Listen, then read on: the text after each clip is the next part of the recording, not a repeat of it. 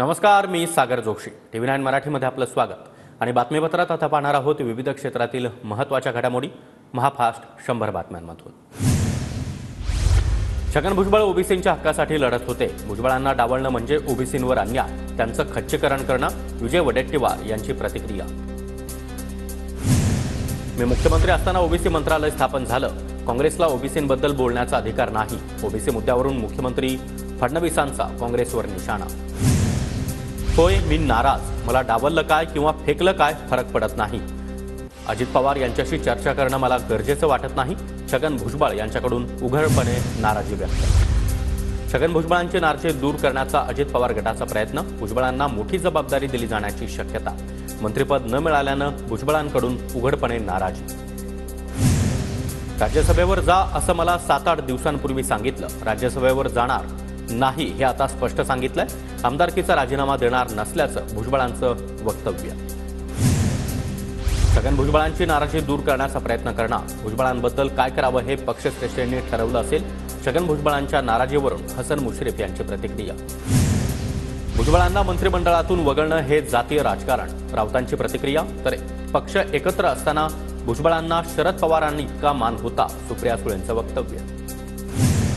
भुजबळ पक्षांतर्गत राजकारणाचे बळी ठरलेत. ज्येष्ठ नेत्यांना मंत्रिमंडळामध्ये स्थान नाही. नाराज आमदारांवरून अंबादास दानवेंची प्रतिक्रिया. छगन भुजबळ हे वरिष्ठ नेते. अजित पवार भुजबळांबाबत योग्य निर्णय घेतील. भाजप प्रदेशाध्यक्ष चंद्रशेखर बावनकुळेंची प्रतिक्रिया. भुजबळांना मंत्रिमंडळामध्ये स्थान न दिल्यानं ओबीसी समाज नाराज. अहिल्यानगरमध्ये महायुती विरोधात घोषणाबाजी. भुजबळांचा वापर केल्याचा आरोप. येवल्यामध्ये छगन भुजबळ समर्थक आक्रमक. भुजबळांच्या समर्थनार्थ जोरदार घोषणाबाजी. सकारात्मक प्रतिसाद न मिळाल्यास राजीनामे देण्याचा इशारा. छगन भुजबळांना मंत्रिमंडळातून डावलल्यानंतर बुलढाण्याचे सिंदखेड राजा इथं समर्थकांचा रास्ता रोको. नागपूर ते पुणे महामार्ग भुजबळ समर्थकांनी रोखला. कार्यकर्त्यांकडून जोरदार घोषणाबाजी. नाशिकच्या राष्ट्रवादी भवन परिसरामध्ये भुजबळ समर्थकांचं आंदोलन. भुजबळांना मंत्रिपद न मिळाल्यानं कार्यकर्ते नाराज. घोषणाबाजी करत भुजबळांना मंत्रिपद देण्याची मागणी. छगन भुजबळांना मंत्रिमंडळामध्ये स्थान न दिल्यानं कार्यकर्ते आक्रमक. नगर नाशिक राज्यमार्गावरील विंचूर इथं भुजबळ समर्थकांकडून रास्ता रोको आंदोलन. भुजबळांना योग्य सन्मान दिला नाही तर तीव्र आंदोलन करू, समर्थकांचा इशारा. मंत्रिमंडळामध्ये स्थान न मिळाल्यानं सुधीर मुनगंटीवार हे देखील नाराज असल्याची चर्चा. तर नागपुरात असून देखील मुनगंटीवार विधानसभेच्या कामकाजात अनुपस्थित. माजी सुधीर मुनगंटीवार यांच्यासोबत नीट चर्चा झाली. विशिष्ट जबाबदारी दिली जाणार असल्यानं काहींना मंत्रिपद नाही. मुनगंटीवारांच्या मंत्रिपदावरून फडणवीसांची प्रतिक्रिया. आमदार कृष्णा खोपडे यांना मंत्रिपद न मिळाल्यानं कार्यकर्ते नाराज. पूर्व नागपुरातील भाजपच्या मंडळ अध्यक्षांसह पदाधिकाऱ्यांकडून राजीनामे. फडणवीस बावनकुळेंची भेट घेत कार्यकर्ते नाराजी व्यक्त करणार. मंत्रिमंडळातून नाव कट झाल्याचं दुःख नाही, मात्र विश्वासात घेतलं पाहिजे होतं.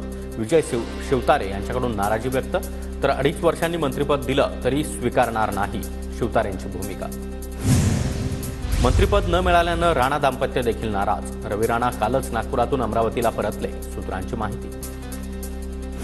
आमदार संजय कुटे यांना मंत्रिमंडळामध्ये स्थान न मिळाल्यानं कार्यकर्ते आक्रमक. संजय कुटेंनी व्हिडिओ कॉल करून कार्यकर्त्यांची समजूत काढली. समजूत काढल्यानंतर कार्यकर्त्यांचा नागपूरला जाण्याचा निर्णय मागे. नव्या लोकांना वाव द्यावाच लागतो. जे बाजूला राहिलेत त्यांचा पक्षाकडून योग्य तो मान राखला जाईल, दीपक केसरकर यांचं वक्तव्य. मी अजिबात नाराज नाही. एकनाथ शिंदे जो निर्णय घेतील तो निर्णय मान्य असेल. मंत्रिपदावरून अर्जुन खोतकर यांची प्रतिक्रिया. देवेंद्र फडणवीस आणि शिंदे साहेबांना धन्यवाद. किमान 2.5 वर्ष तरी आता शेड्यूल कास्टमधील समाजाच्या आरक्षणासाठी लढा देण्यासाठी वेळ मिळाला. नरेंद्र भोंडेकर यांचं वक्तव्य. मी स्वतः नरेंद्र भोंडेकर, अर्जुन खोतकर यांना भेटणार. त्यांच्यामध्ये मंत्री होण्याची क्षमता होती, मात्र केवळ 11 जणांना मंत्री करायचं होतं. त्यामुळे शिंदेंची अडचण समजून घ्यायला हवी. उदय सामंत यांचं नाराज आमदारांसंदर्भात वक्तव्य. छोट्या आणि मित्रपक्षांचा दुर्दैवानं विचार झाला नाही. आम्ही धान्याची रास उभी केली, मात्र आम्हालाच आता खळ्यावरून बाहेर काढलं. सदाभाऊ खोत यांच्याकडूनही नाराजी व्यक्त. मंत्रिपद न मिळाल्यामुळे तानाजी सावंत नाराज तानाजी सावंत बॅग पॅक करून नागपुरातून पुण्यामध्ये परतले. मंत्रिपद हुकल्यानंतर अनिल पाटलांनी सुनील तटकरे यांची भेट घेतली।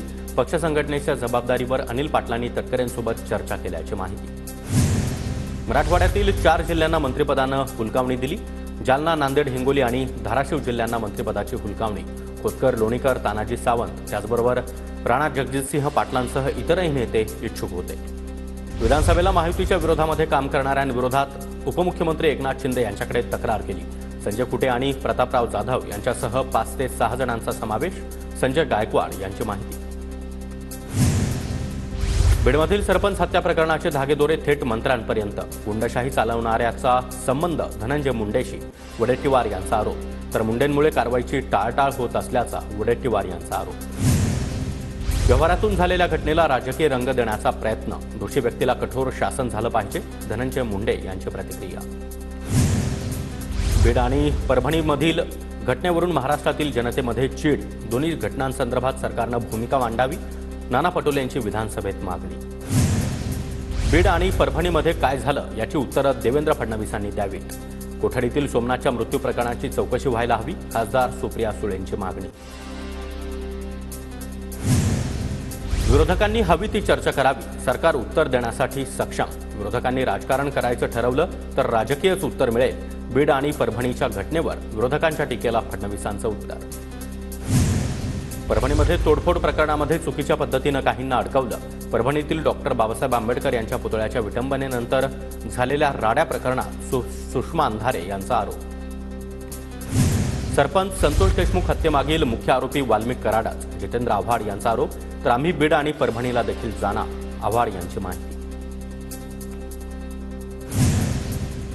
संतोष देशमुख यांच्या हत्येमध्ये वेगळे गुन्हे नोंदवून तपासाची दिशा बदलण्याचा प्रयत्न सुरू आहे। वाल्मिक कराड विरोधात साधा खंडणीचा गुन्हा दाखल करण्यात आला, संदीप क्षीरसागर यांचा आरोप। बीडच्या आंबामध्ये ग्रामस्थांकडून रास्ता रोको आंदोलन। सरपंच संतोष देशमुख हत्या प्रकरण आणि कोठडी आंदोलकांच्या मृत्यूच्या निषेधार्थ आंदोलन। पोलीस प्रशासनाला ग्रामस्थांकडून मागणीचे निवेदन। परभणीमध्ये घटनेचा नांदेड जिल्हा काँग्रेसच्या वतीनं निषेध। आंदोलनाला जातीय रंग देत तेढ निर्माण करण्याचा महायुती सरकारचा प्रयत्न, काँग्रेसचा आरोप। परभणीतील घटनेच्या निषेधार्थ छत्रपती संभाजीनगरमध्ये निदर्शनं। आंबेडकरी संघटनांकडून क्रांती चौकात निदर्शन। परभणीतील घटनेच्या निषेधार्थ ऑल इंडिया पॅन्थर सेनेकडून जळगावमध्ये निदर्शनं। आरोपींवर कठोर कारवाईची मागणी। परभणीतील घटनेच्या निषेधार्थ नांदेडमध्ये देखील बंद।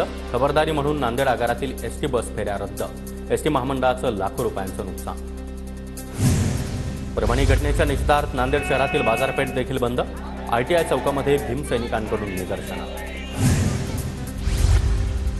परभणीच्या निषेधार्थ सोलापूरमध्ये माथाडी कामगारांचं देखील आंदोलन। न्यायालयीन कोठडीमध्ये आंदोलकांच्या मृत्यूनंतर सोलापुरात पडसाद। परभणीतील घटनेच्या निषेधार्थ बुलढाण्याच्या मलकापूरमध्ये आंबेडकरी अनुयायांचा मोर्चा। आरोपींची नार्को टेस्ट करा आणि कोम्बिंग ऑपरेशन थांबवण्याची अनुयायांची मागणी। परभणीमधील घटनेच्या पार्श्वभूमीवर कोल्हापुरात पोलिसांकडून खबरदारी। कोणताही अनुचित प्रकार घडू नये यासाठी बिंदू चौकात पोलीस बंदोबस्त वाढवला।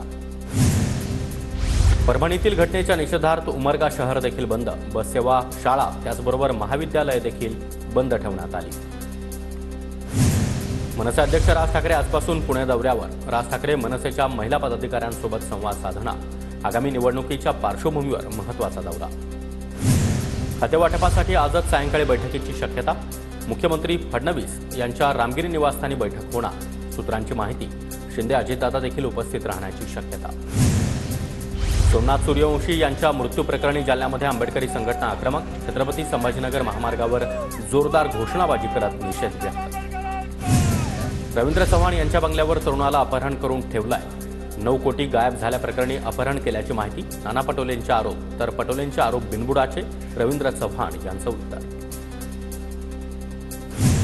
तानाजी सावंत आणि धर्मराव बाबा आत्राम यांच्या संगनमतानं बनावट औषध घोटाळा। ठाकरे गटाच्या नेत्या सुषमा अंधारे यांचा आरोप। गुन्हे दाखल असलेल्या कंपन्यांना टेंडर कसं देण्यात आलं? तानाजी सावंत आत्रामांची चौकशी होणार का? सुषमा अंधारे यांचा सवाल। हिवाळी अधिवेशनाच्या पहिल्याच दिवशी विधानभवन परिसरामध्ये विरोधकांचं आंदोलन। ईव्हीएम मुद्द्यावरून विरोधक आक्रमक, सरकारविरोधात घोषणाबाजी। विरोधकांनी ईव्हीएमला दोष देण्यापेक्षा आत्मचिंतन करावं. आम्ही दिलेली आश्वासनं पूर्ण करू. विरोधकांना 440 व्होल्टचा करंट लागला. बावनकुळेंचा विरोधकांवर हल्लाबोल. विरोधी पक्षनेतेपद हा ठाकरे गटाचा हक्क. विरोधकांची संख्या कमी असली तरी ठाकरे गटाचे आमदार जास्त. उद्धव ठाकरे यांनी विरोधी पक्षनेतेपदाबाबत निर्णय घ्यावा. भास्कर जाधव यांची प्रतिक्रिया. माहितीमधील काही मंत्र्यांवर अजूनही ईडीच्या केसेस प्रलंबित. अजित पवार, प्रताप सरनाईक, हसन मुश्रीफ, धनंजय मुंडे यांच्यावरील केसेस प्रलंबित. अद्याप आरोपपत्र दाखल नाही. क्लोजर रिपोर्ट देखील सादर नाही. सरकारचं काम कधी सुरू होणार? खातेवाटपावरून सुप्रिया सुळे यांचा सवाल. 2-3 दिवसांमध्ये मुख्यमंत्री खातेवाटप जाहीर करतील. अजित पवार यांचं उत्तर. राज्याच्या मंत्रिमंडळ विस्तारामध्ये भाजपच्या केंद्रीय नेतृत्वाची छाप. सामाजिक समीकरणं, पक्ष विस्तार, भविष्यातील अजेंडा लक्षात घेऊन विस्तार. सूत्रांची माहिती. मंत्रिमंडळ विस्तारामध्ये एक मंत्रिपद जयंत पाटलांसाठी राखीव ठेवलं आहे. जयंत पाटलांबाबत अमोल मिटकरी यांचा खोचक टोला.